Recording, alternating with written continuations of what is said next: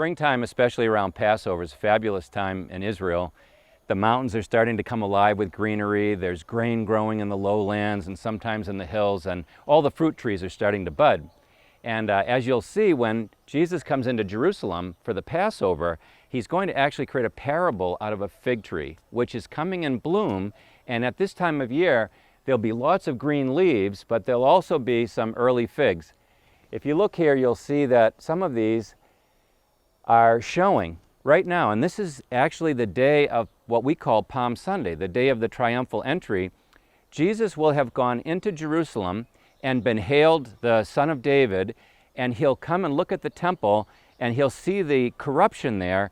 Jesus will come back out over the Mount of Olives and go down here to Bethpage, which means house of the fig, and then go down to Bethany to stay with Mary, Martha, and Lazarus, who, by the way, has been raised from the dead and is causing a great stir. And really, Lazarus represents new life. Well, the fig tree, like the olive and the vine, is supposed to represent symbolically and theologically the life of Israel. When it's alive, it's not only green and full, but it's bearing fruit. Well, Jesus sees a tree like this, and it has the green leaves, but it doesn't have these little pages, these little figs that are the first harbingers of the fruitful harvest to come. You see, a lot of the fruit trees will start to show some evidence of life in the spring, but the harvest will take place throughout the summer and into the fall. And this is part of the first or the early harvest of the fig trees.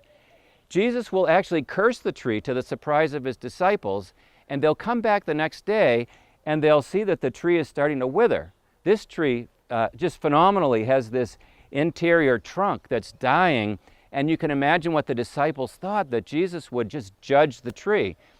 But just like God had always done in the Old Testament through the prophets, they were speaking with figures that were parabolic. And this fig tree was very much like the temple itself, which Jesus was clearing of all of the merchandise and all of the commercial activities. He was pointing at people like the widow who gave in a sincere way. He was looking for real life, and what he saw was just a lot of activity. And because of that hypocrisy, he let the fig tree tell the story of the destruction of the temple that was to come.